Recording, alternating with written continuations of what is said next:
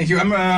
I'll be recording this roast because I plan to post a video on the website pussiesgettingdestroyed.org. It's a .org, guys. It's for a good cause. The proceeds will go to Eric Buell Hair Transplant Fund and Tariq Kaloufi's Humor Transplant Fund. Thank you. And obviously the leftover will go to Lebanon. Because there's a reason for that. The English comedy scene in Paris kind of feel responsible for what happened in Lebanon. Because after analysis, turns out the explosion was caused by someone logging in to Elspeth Grady's Zoom comedy show, where she bombed so hard, Beirut got destroyed. So now we are taking steps, to avoid this, to avoid else like touching any Zoom comedy event, Skype calls, or just even like human interaction. Also, I'm recording this because I'll have the video, and this will be some like great jerk-off material to see all those comics cry. And their tears will be used as lubricant. It's crazy. Aww. It's crazy concept of roast, because like French people love to shit on each other, but that's not a French concept, the roast. We have to wait for British people to create like some kind of etiquette to show us how to properly shit on other people. So thank you, Sam and Luke, for this. Thank you for bringing this to us, and obviously bringing also your poor comedy.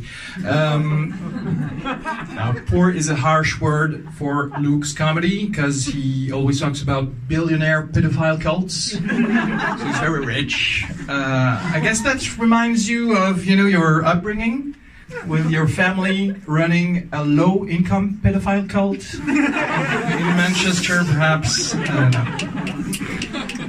Brits are here, but Americans are here too. Americans. James Blow. James, how are you? Very, very funny guy. Very nice guy. James, so nice that I thought you were Canadian. I was like, couldn't be American, doesn't add up. Also, I thought you were Canadian because your buddy Terrence told me verbatim, I know for a fact James uses maple syrup condoms.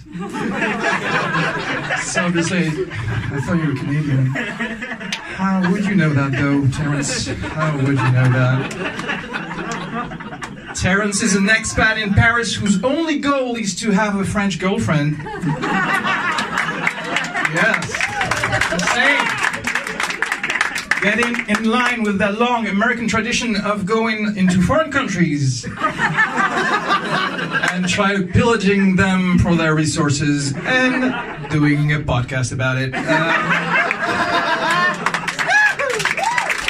Well, I got news for you, Terrence. French girls aren't as easy as oil or Anna.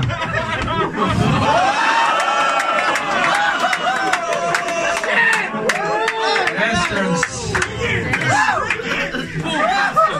Terrence, if you didn't score in the US, you will not score in France. Just settle for James. Anyway, thank you. While we're talking about incels, Eric Buell. Eric is fascinated by mass shootings. That's actually because he lived through a school shooting that traumatized him, because he didn't bring enough ammunition to kill everyone. That's my school shooting joke for Eric. School shootings, or what would Hazem call Tuesdays in Syria. Hazem left a war-torn country to live in the Seine-Saint-Denis. He obviously is addicted to PTSD. And now you avoided all school shootings altogether by being homeschooled for 17 years. I mean, even if you were in school, I'm sure no one would have shot you, since, like your charisma, you are invisible. Okay. Getting to Alfio territory. Alfio, you've been here for a year now in the stand-up comedy scene in Paris. Whenever your name comes up in a conversation, it's always to talk about your hair, which says a lot about your comedy. Fun fact about Alfio. He's actually a great cook. He Instagrams his meal, and the meals look like very elegant, fancy, very unlike him. So this is my theory about Alfio. I think we are in a ratatouille scenario. There's probably a chef rat.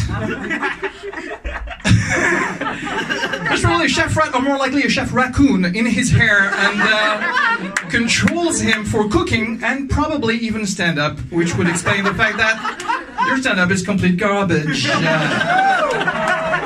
you, and we will finally finish with the main course, Sam Ely. Sam Ely. I thought of a lot of jokes for the other people.